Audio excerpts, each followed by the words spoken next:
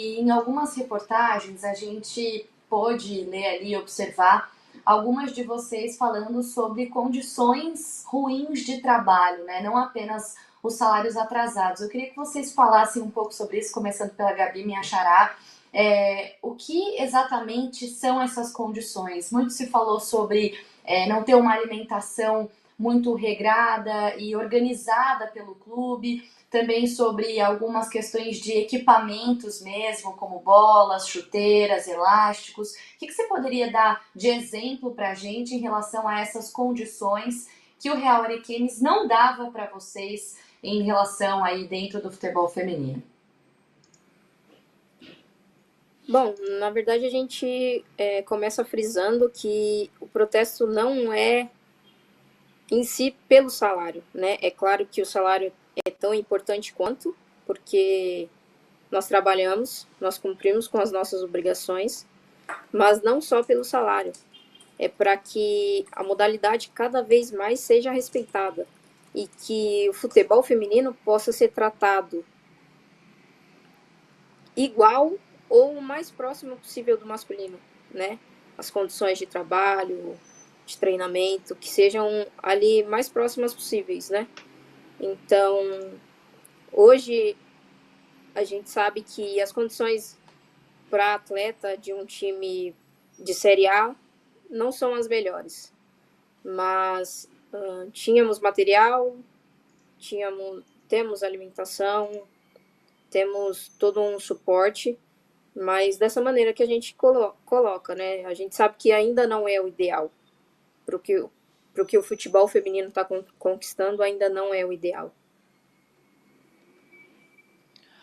Ô, Dulce, eu já vou complementar isso que a Gabi comentou, essa pergunta que a Gabi Guimarães fez para a Gabi Lira, e acrescento uma questão sobre essa parte da estrutura que vocês tinham, né? A Gabi já comentou que vocês tinham o equipamentos, mas que eles não eram ideais, não estavam, aliás, estavam longe do ideal.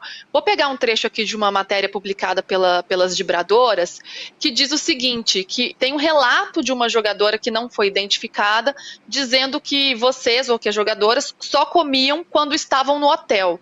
Então, sendo um pouco mais específica, eu queria entender essa parte da alimentação, se tinha de fato uma falha nesse sentido, e outras questões citadas aqui são campos de má qualidade, sem iluminação, dizendo que faltavam equipamentos como faixas elásticas usadas nos exercícios, número de bolas, enfim. Esses pontos que eu estou citando aqui, realmente era uma defasagem que vocês sentiam, especialmente essa questão da alimentação? Ou esse cenário era concreto? Então, sobre alimentação, é muito o que a Gabi acabou de falar. Nós temos, sim, alimentação, mas não voltada para um atleta de alto rendimento. Então, quando você vai para um hotel, você tem variedades e isso faz diferença na performance do atleta. Então, pra gente, um clube de Série A1 necessita buscar o melhor de uma performance de um atleta de Série A1. Sobre o campo, a gente tem um campo que a gente treinava que é próximo do nosso alojamento, que não chega próximo da realidade de que é o jogo, né? Então a gente sabe, assim, tem atletas aqui que já passaram em clubes de Série A1 e sabe a realidade, a verdadeira realidade. Mas assim como a Gabi disse, isso seria os menores dos problemas, né? As pessoas têm que entender que a partir do momento que você quer fazer parte da elite, você tem que se preparar como um time de elite. Então, o básico a gente tem, mas não daquilo que a gente necessitava para performar como jogadores de Série A1. Laura? Tá mutada, Laura. Opa! Dulce e Gabi, tanto faz, quem quiser responder. O que eu queria saber é em relação até ao campeonato. A gente vê que os 4 times que subiram foram os 4 times que caíram. A gente até comentou isso no programa passado. Eu queria perguntar para vocês, por quê? Como vocês veem que estão dentro de um clube isso? É a falta do investimento? É a diferença de investimento para os clubes? como isso funciona, enfim, como vocês viram e sentiram isso na pele, né? Um clube que subiu, e vi que vocês também falaram que não receberam, né, a premiação, o prometido por quando subiram para a Série A1. Mas, enfim, em relação à premiação, quando vocês subiram, que vocês falaram que não receberam também, e também como vocês veem isso dos 4 times que subiram caírem novamente.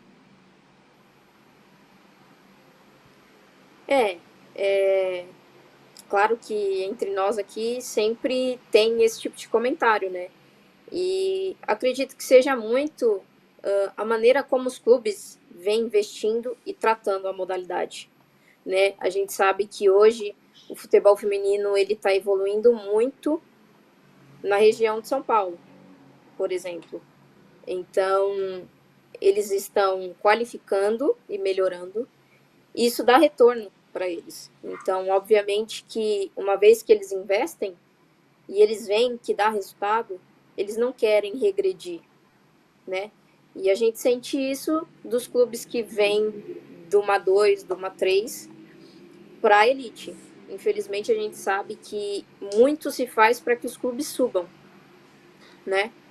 Mas aí, como a Dulce pontuou, será que os clubes que estão na A2 têm dimensão de como precisa se programar para jogar uma elite hoje no futebol feminino?